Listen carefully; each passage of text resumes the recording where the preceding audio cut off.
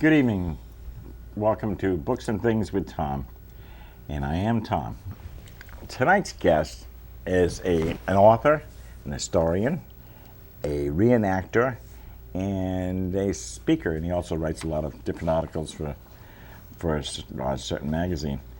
He's been 48 years as a history teacher at the East Line Public Schools. He's restored 2 historic homes, with the latest being an early 18th century cape. And my question to him was, "Do you find anything good out in the yards of these places?" He said, "Yeah, ahead." And then I think, wow. Anyway, my pleasure to introduce Jim Littlefield, also known as Coswell Timms. Well, thank you very much, Tom. I appreciate the introduction, and it's some nice things you said. Yeah, we found a few things out in the yard. I teach an anthropology course, or have at East Lyme High for the last 15 years. And we were out at Jordan Cove, and we managed to find an 800-year-old Native American, buried 16 inches underground. Oh, wow. Yep, and that was it was October 9th of 2009. I remember it well because there's an awful lot of red tape that goes into finding something like that. But yeah. I mean, that's an example of the kind of things that we have found. It's 15 years and a lot of different kinds of missions that we've gone on. Mm-hmm. But I just turned the program over to a younger fella, and I'm out working now more on my book and on the Coswell Timms character. Now, I should point out that Coswell Timms is a slave catcher from central Georgia, and that's why he's dressed like this today, to show everybody. And he goes out and does speeches as Coswell Timms. I do that. In fact, I did something for the Connecticut Authors and Publishers not too long ago, and yes.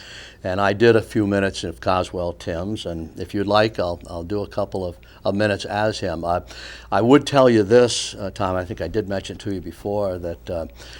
Maybe I didn't mention this, that I had a friend who lived in North Carolina. And when I was putting this character together, first for reenacting, I wanted to do it with a Southern accent. And so I talked to Pat Caudle about it, and I ended out writing my presentation down. I gave it to him, he put it on tape, and I listened to it.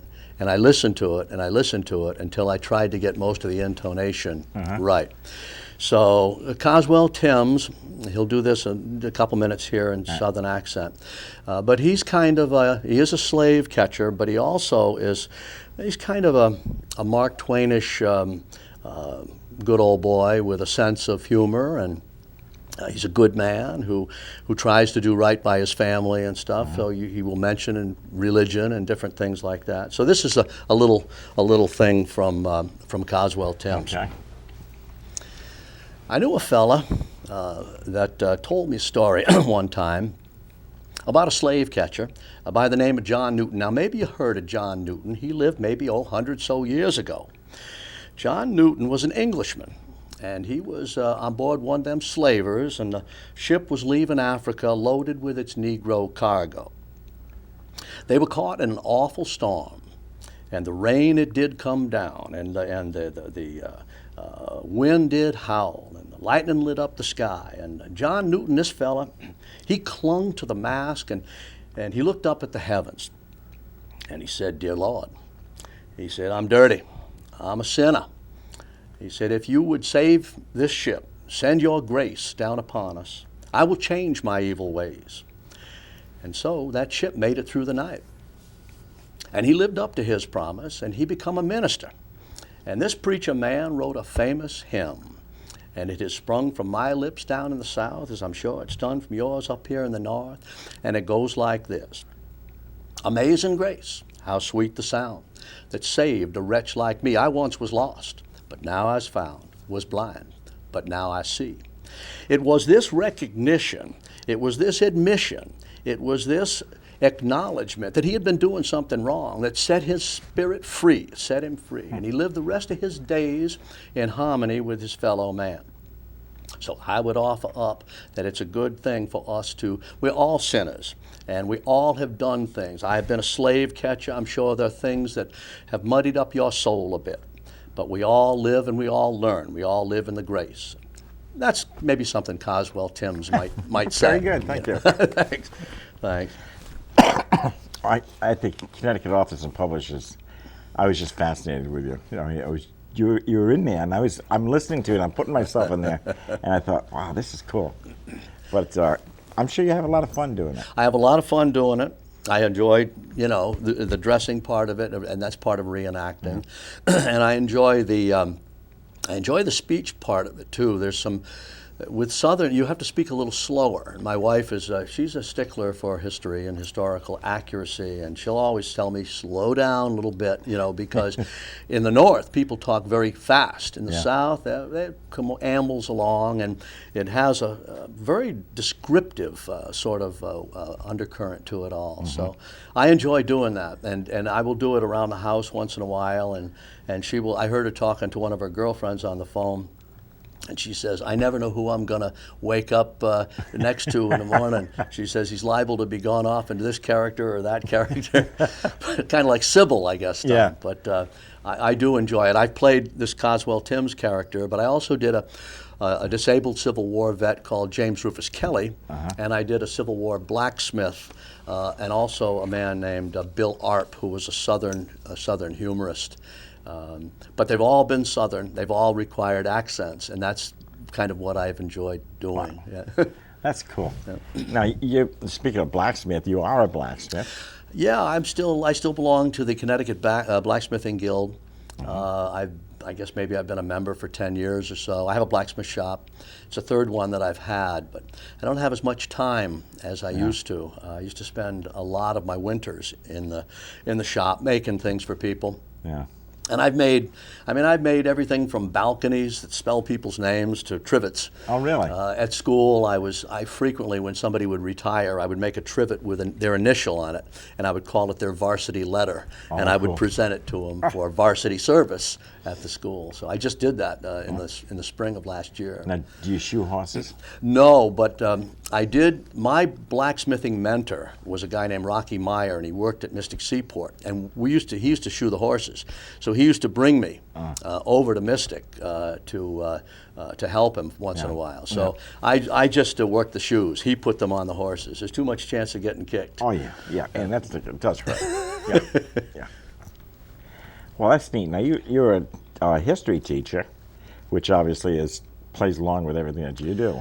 I think that's been a great thing for me. Now, this book that I wrote, I mentioned to your group that I didn't have a lot of background in historical fiction, but I did have a background in history for 48 years, and I did have a background in storytelling, because if you can't tell a story in history class, you're going to lose those kids. Oh yeah. So you got to punch up your characters, and you got to make sure that things move along at a certain pace. Your voice has to be. So I think that gave me an advantage when it finally came to writing this book. But I loved all 48 years of my teaching experience. The last 10 were part-time. I got to admit that. It was in the anthropology program, but I loved the learning process. I loved the way the kids reacted to things, and I couldn't wait to show up in the morning. I miss it. I liked history. I still enjoy history. To me, history and trivia go together. Yeah. And I love to talk about trivia. So. That's fun. And my book, Mystic in the 50s, was history of the 50s, as I knew it.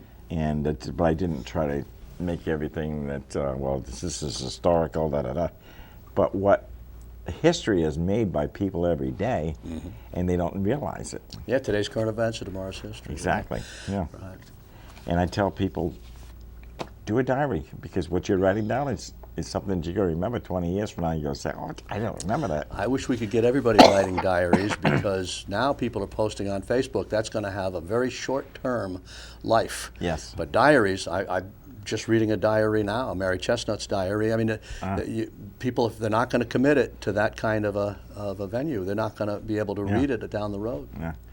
A lot of times, excuse me, a lot of times I'll copy everything on a Facebook page and keep it, because it's stuff that I'm interested in, and I'll put it I'll just keep it on my computer, because there's so much that's discussed in there about the history of, even if it's only 30, 40 years ago, and it's still history. And if we don't know where we've been, we have no idea where we're going. Right. I think most of the stuff that gets posted disappears, though. Yeah. Oh, yeah, it does. It does. It doesn't have a long shelf life. No. No. And there's not a lot of interest. There's very few people are really interested in it, and which I think is very bad. It's, I think people really should be paying more attention to history. I had a lady tell me that she didn't like history because it's useless. And I said, well, you got to know something about some of the people, some of the presidents. Well, I know George cut down a cherry tree. I said, well, that's history, which now I guess is a lie. Well, it's a hyperbole, I guess. Kind of exaggeration. But it's good to know. Right. But I think the real thing with that, Tom, is picking up the dynamics of history, and those become directly applicable to what's going to happen in the future. I mean, if the only way you can peer into the veil of the future really is to look back at the past, you just take a look and see what's happened, you can probably make a pretty good forecast. And Coswell Timms does that in his book.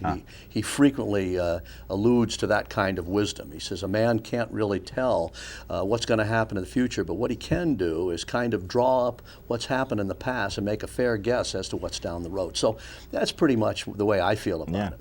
Because they say nothing is new. Nothing is really new. And it's just rehash of everything that's already happened. Right. So it's just, and if you don't know your history, you don't have any idea what's coming.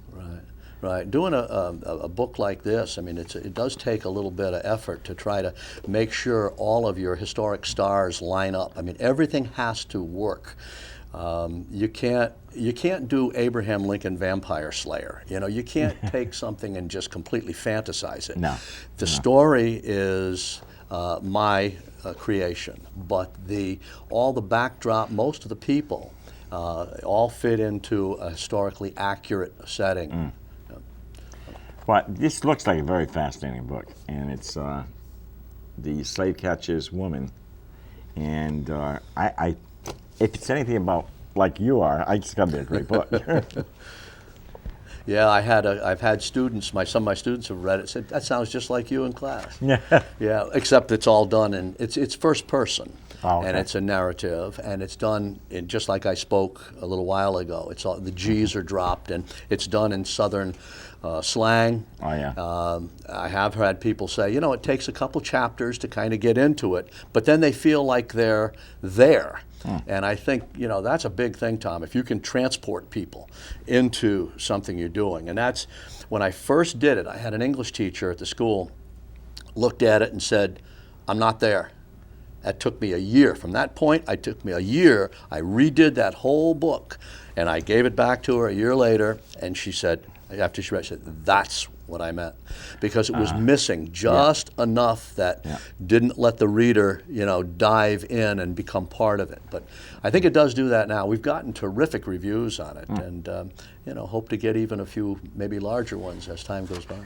Well, it's for those who are interested, you can go to Monte Cristo Bookshop in London, Book Barn in Niantic, and Bank Square Books in Mystic, Amazon, and locally at East Lyme and Tri-Town Foods, Barber's Plus One, and the police station. Yeah, the police station. What they do is they sell a lot of the historical books that the Historical Society puts up, and they asked if I would like to put mine down there. And I get a call from Betty Murphy, who's the secretary down there. Come on down, Jim. I just sold 2 more. Bring a few more down.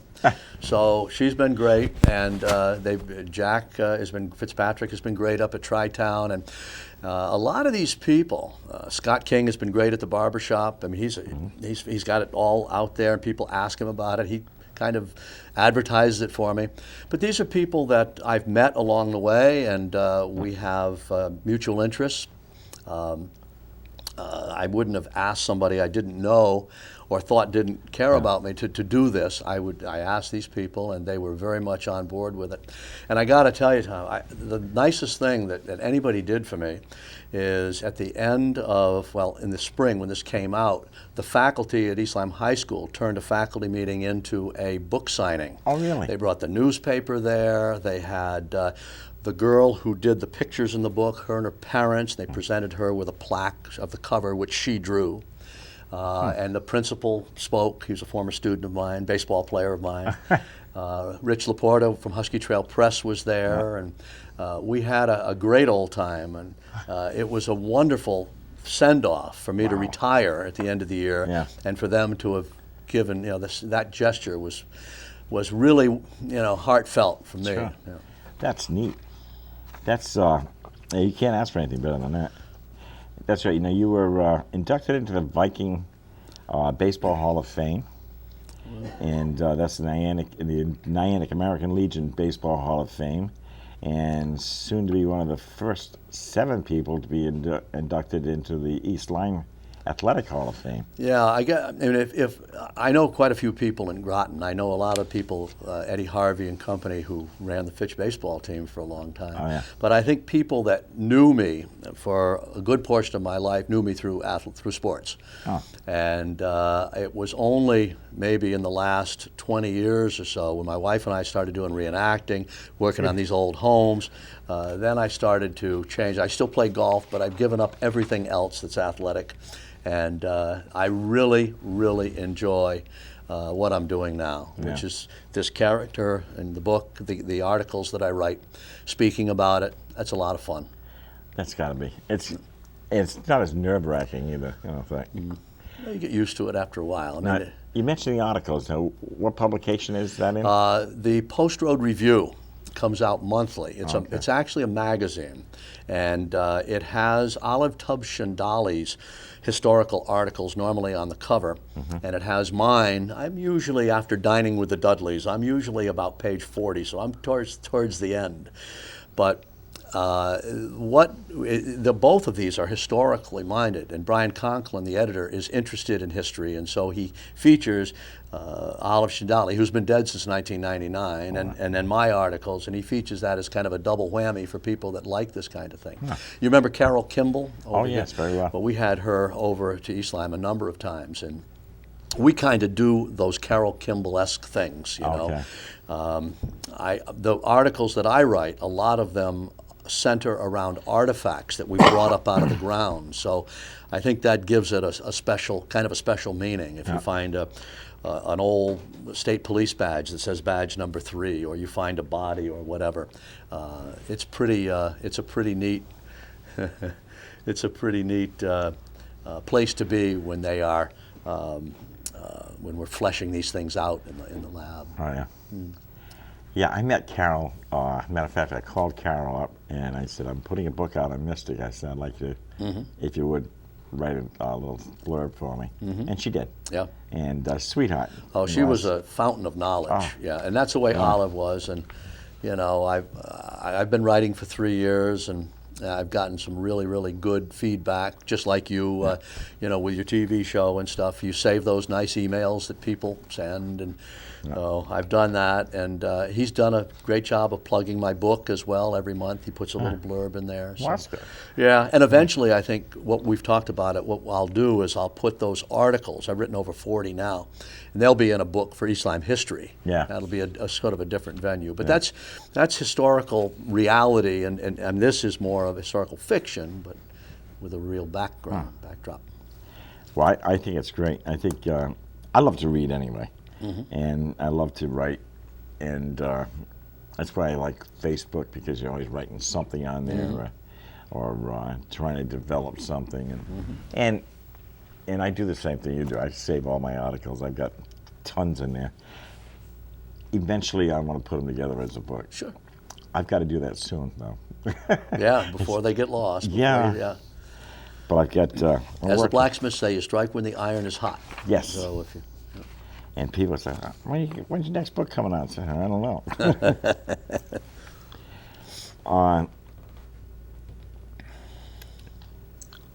Now, you mentioned the 800-year-old body that you found.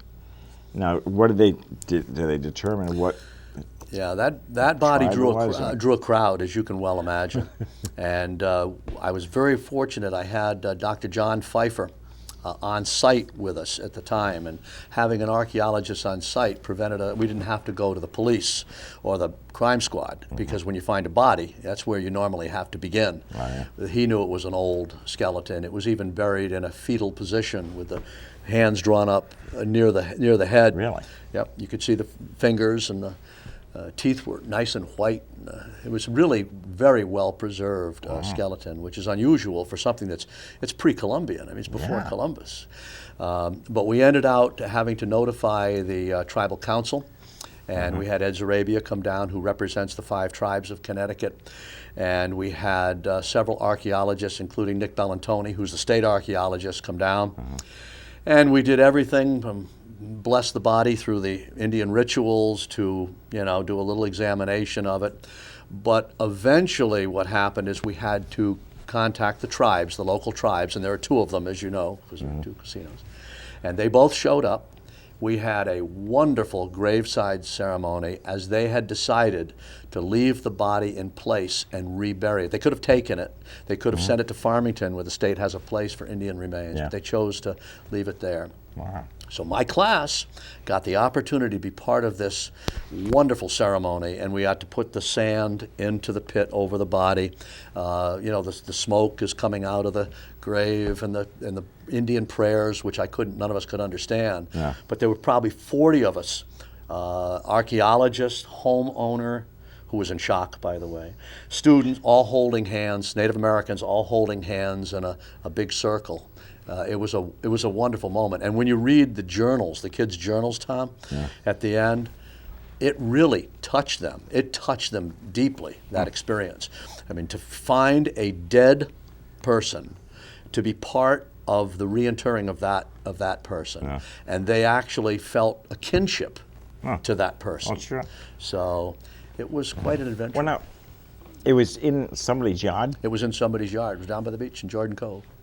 So what do they do? Put a fence around it? Or? No, they wanted it to go back to the Great Spirit, and so it was simply covered over. It left exactly the way we found it, and Dr. Pfeiffer forecasted that it would probably be 5 years, and that would be, because the water is rising, we all know that. It's probably going to be out in Jordan Cove and no longer going to be intact. And they said that's fine with them. Whatever God says is the right thing to do, he'll decide. So it was pretty. It was a pretty philosophical and theological experience for all of us. It really was. We got a wonderful letter from the Mashantucket Pequots thanking us for our sensitivity. So I've kept that as a letter, like we do. We keep those important ones that people say something. Absolutely. Nice. Yeah. Wow. A whole body. Well, Yep, whole body. Now the other one you found was just a head. No, that was we found the head. We had dug a test pit, a 1 foot by 1 foot test pit. Okay. The head was directly in the center of that 1 by 1, and it filled up the whole thing. Wow. If we were 1 foot off and it wasn't on the body side, we would have never found that. So that was incredible. Dr. Pfeiffer told me, he said, that is a 1 in a million find. A 1 in a million find.